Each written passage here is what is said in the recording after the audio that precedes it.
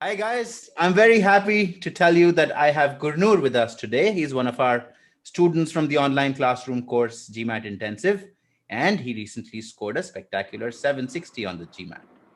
Gurnur, heartiest congratulations from me and the entire team of GMAT Intensive. Um, what does it feel like to get a 760? Thank you, sir, for your wishes. It feels good. It feels good. But basically, I have not changed. I am the same person, the same Gurnur. Yeah, But yeah, what has changed is that I have gained some skills through the GMAT intensive course that the skills that you had told we would gain and that have allowed me to get a good score, and these skills would help me later in life as well. For example, I can now analyze written text better. When I read something, I can accrue meaning faster. So yeah, this would definitely help me later as well. So that has changed for me. got it. So this is another example of something that I've noted about Gurnur in the interactions that I've had with him. Um, he has a very mature way of thinking, and it comes across in the conversation.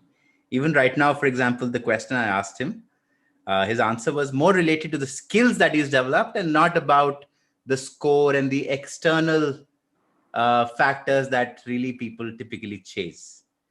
Gurnur, why don't you tell us a little bit more about your background? Yeah, sure. I am a seafarer. I have been a seafarer for last 10 years, and currently I'm working for a non-profit in a business development role. And I returned to books after 10 years. So it was very challenging for me, both quant as well as verbal. For example, it took me, I think, 3 weeks to figure out why the inequality signs change when you introduce a negative sign. I just couldn't understand those. So it was tough and challenging for me because I had returned to books after a very long time. Tell us more about your GMAT journey when you started, and you'd appeared for the GMAT before also, right? Yeah, I started preparing for my GMAT in September 2019, and I had joined an academy, a residential academy, which was like, I live in a small town, so I had to travel around 80 kilometers thrice a week to attend those classes. And then in October, I realized that I wasn't improving and the pace was too fast for me. So then through GMAT Club, I enrolled in an online course. It was eGMAT, and I prepared using eGMAT resources and the GMAT Club resources till February last week. I started preparing in October last week through those online courses, and kept on preparing using those courses till February 2020 last week when I appeared for my GMAT. And although I had given two mock exams 1 month prior my GMAT, and I had scored a 690 and 710, those free official GMAT exams. But during the real thing, my score dropped by around 70 points, and I just ended up with a 630, which and the big breakdown was for quant, I had a 48, and for verbal, I think I had a 28 or a 29. So this was still Feb 2020. And Yes. what did you do after that?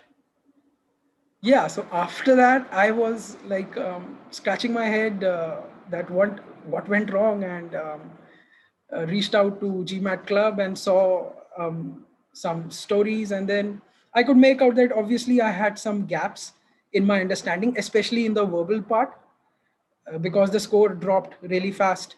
So I thought that I need to overhaul my approach. There was something significantly wrong with with my approach, because I had studied quite a lot before that. I had done due diligence. I had solved all the OG questions. I had solved all the OG questions, went through the error log. But if my score dropped so drastically, it was an indicator for me that something is significantly wrong with my approach. Otherwise, this 70-point drop would not have happened suddenly.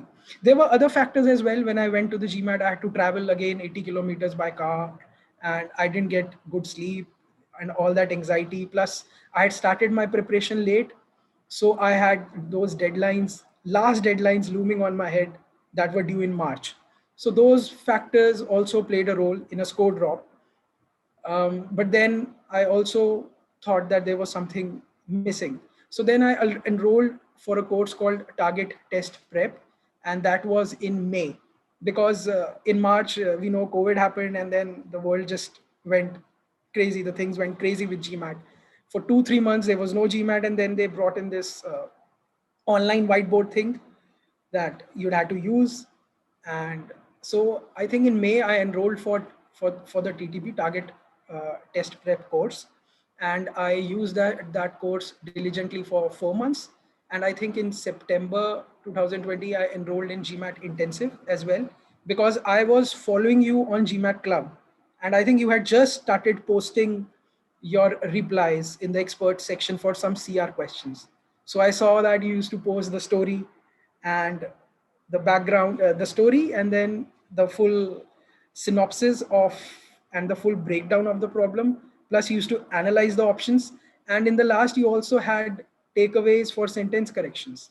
So I really loved that, and I started following you, and I saw that you were offering this GMAT intensive course. So I enrolled for it, and yeah, that's how I started using GMAT Intensive in September 2020. So as when I came to GMAT Intensive, I had already done an eGMAT course, a TTP course. So the fundamental aspects of quant as well as verbal were in place. And when I came to GMAT Intensive, I saw that it was very much skill based course. Like you told us that it's a skill, and then during the course started with the verbal part first, and we were taught how to read a sentence and how to accrue meaning as you go and how to make connections. So when I went through this GMAT course, I did find out that I had some gaps here. This is where I was going fundamentally wrong, that I was hurrying through the problems a bit. I was getting impatient, and I was not reading meaning as I was reading through the passage. I was not accruing meaning as I was reading through the passage. And I was not, and due to my reading habit, which had been reinforced time and again due to my past reading habits, I was missing keywords, and those due to missing those keywords, I was having problems in sentence correction, in CR as well as in RC, and also in quant, because in quant you have some word problems. You got to read the problem, you got to understand the problem first. So I was having problems there as well. So that's when I decided to correct this. And as I had reinforced this habit of mine, it was a bit difficult and time consuming for me to recalibrate this. But I did it. I slowed down, and I trusted the process, followed the process what you taught us in GMAT intensive, and then I noticed that my speed kept on increasing slowly and steadily. So then I appeared for my first, not first, the first paid mock, because earlier I had used only the two free ones. So I appeared for my first paid mock in December, and I scored a 740 in that. So I scored, I think, a quant 49 and verbal was 42, something on those lines. And then the GMAT intensive, the course also has a section on how to analyze your mocks, and it also has a section on the timing strategy, how to pace yourself.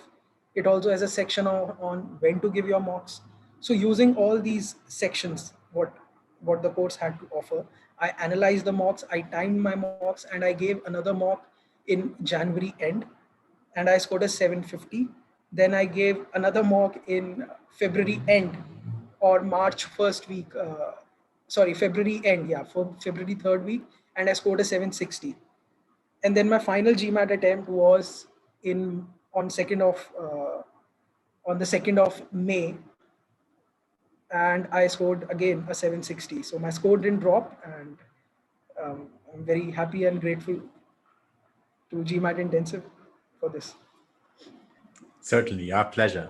You bring up a very important point that you slowed down, and then you saw that your speed increased on its own with time as the skills developed. Right? That's I think that's one of the fundamental things that we tell students from the first day itself, that it's essential to slow down in order to develop these skills. That's one of the core mistakes we find people make while preparing. Even while preparing, they're always chasing that 2 minute deadline per question. While that might be an eventual objective, in order to learn, why do we need that time deadline? Yeah. Also, you mentioned another thing earlier about how you've done all the OG questions before. So, did you find that the OG questions were not enough, and that's why, even though you had gone through all the questions, you were not well prepared? Or what was it about OG that was not there earlier? Yeah, one more thing, yeah, that I learned was that I was not analyzing my OG questions properly, and I was not analyzing where I was going wrong.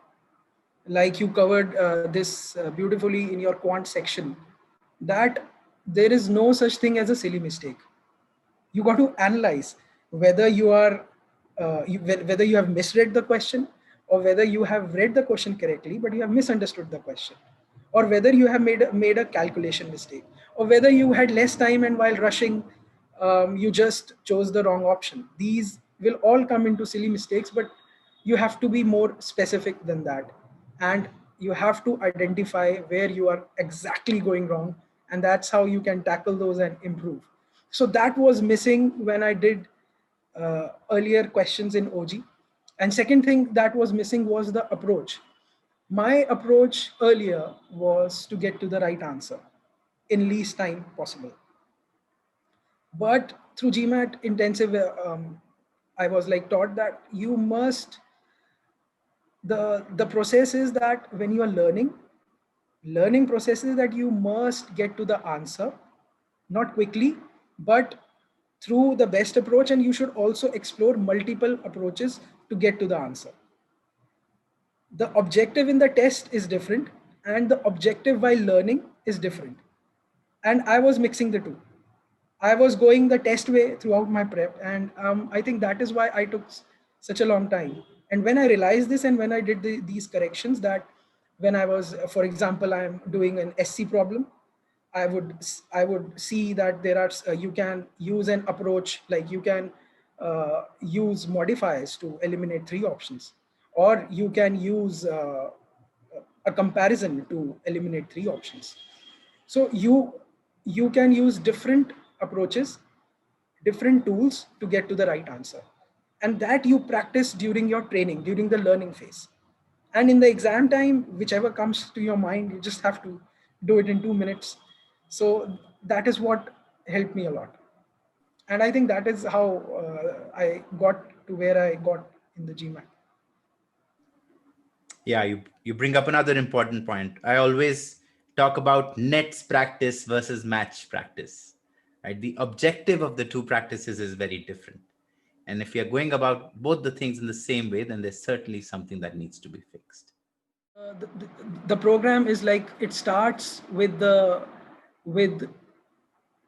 how to read the sentence. It starts with the basics, and then we get into CR, and in that we learned about, yeah, we learned about pre-thinking first, how to pre-think, and we learned about how to logically deduce inferences from the the statement.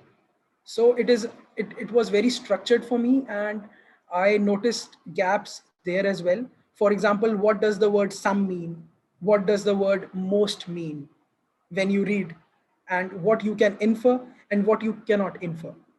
So it was very systematic. We learned to dissect the individual statements first, and then we learned to tackle the whole passage, how these individual statements are connected, and how these individual statements work together to make a passage which we see in the GMAT exam.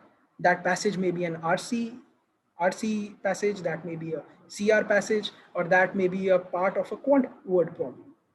And then we were taught what role each statement plays in the passage. That was also an amazing takeaway, and it is all very structured.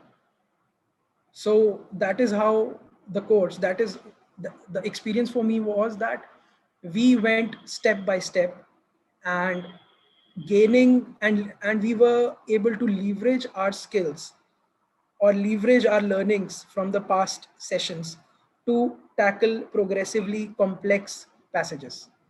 So that is how this course works. That is how it worked for me. Most of the pre-sessions had some questions which you had to work on before to get into that thinking mode and be ready for the live class. And wherever you go wrong, there is a comment section in that wherein you post your answers, and some questions from the pre-session. I think most of the questions from the pre-work is then discussed in the live class, and you get to know where you went wrong and how to approach a problem logically using the skills that you have learned. So basically, in the live class, what I found was the aim was to extract as much learning as possible from each problem, and that is extremely helpful. And the session is very collaborative. The students ask questions, and you and CJ, you both like stop, you take it slow, you listen to our problems, and so you get from one question you get a lot of learning.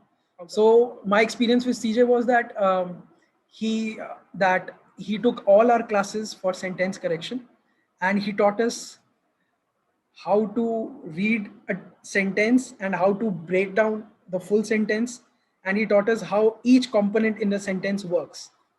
And we learned what is a prepositional phrase, what is a modifier, what is a verb, how verb is being modified through a prepositional phrase, whether this phrase is modifying verb, noun, where it goes. So with CJ, he used to break down each and every sentence, and I practiced this approach while I was learning. But in the real time exam, I did not use this because through practice, it just came naturally to me that you can very easily identify a dangling modifier, you can identify a misplaced modifier, and you can identify that the subject is missing, or there is no verb in the sentence, it's a sentence fragment. So this is what I could take away from CJ's approach of dissecting each and every sentence correction problem. And he's taught us how each and every word in a critical reasoning passage matters, okay, and how to analyze that information and use it. In the quant section, we were taught how to approach logically, to solve the problem, how to be more reasoning based. So I found that Anish's approach was very, very reasoning based in the quant section as well as in the CR. How to analyze each and every option, and how to see and how to analyze what the option is indicating. So, Gurnur, I have a question for you. Given that you prepared for almost 2 years, you started in September 2019, and then eventually the 760 you got in May 2021. So almost 2 years, right? And given that anyway, you have significant years of work experience also, so you have that maturity. What mistakes do you think you made in this whole GMAT journey? What do you think are some common mistakes that maybe you would want others to not repeat? Yes. So first mistake is that I made was that I didn't realize that less is more, that quality matters. So if the students who are watching this, the GMAT aspirants, if they can take this thing away from this video, that quality matters. It is not how many questions you solve, it is how you solve them, what learning you can extract out of each question, and what is the quality of your preparation. You alluded to net practice. So how much you are giving your how much effort is involved in that net practice? Are you analyzing your performance? Are you analyzing yourself? Are you seeing the question and are you thinking where I went wrong, what mistake I made from this question, what is GMAT testing in this question? So that is the most important thing in the in GMAT's preparation, because most of the students they think, okay, let us solve X number of questions, let us do 100 questions on this, let us do 200 CR questions, and we will be like, we'll know like how to solve an CR question. But the thing is, you'll have to be very careful. If you have a bad habit, or if you have a habit of reading fast or missing out information, then your bad habit is going to get reinforced. So just focus on quality, learn the approach, learn the correct approach, and then you master that approach over time. So that would be that was the mistake that I made, that I did not have a proper system or an approach to do a problem. I used to look at splits first. I think everyone who has not gone through a bona fide GMAT coaching will look at splits first. So please don't do that. That is not gonna get you anywhere. You can keep on studying for 5 years. It's just that this test is designed in such a way, it's an adaptive test, and it has data of hundreds of thousands of students, God knows how many. And it is going to test you, and it is going to test your reasoning and your aptitude, and you have to work hard for it. Hard is not the quantity, it is the quality. So please be careful about that. Excellent. Two questions combined. One, would you recommend this course to others? And two, to conclude, if you have a message for others who are preparing for GMAT right now, in addition to many things that you've already said. Yes, definitely. I'll definitely recommend this course to others. I've already recommended my senior. He's a captain on LNG ships, and he has a work ex of 15, 20 years. So he's like getting back to books after a long time. I've already recommended him because sorry for that, because this course teaches you the skill. Okay, and the truth is that you need the skills to tackle this exam. There are no shortcuts, there are no, what do you call those shortcut formulas. It is only your hard work and your persistence that will take you there. And this course helps you develop your skills systematically, and the focus is on developing the right method, the right approach, and eventually the results will come. They came for me, they have come for me, they have come for persons who have had this who have taken this journey before me, and it will come to you as well, the viewers who are watching this. But you must have an systematic approach, and GMAT intensive is about that approach.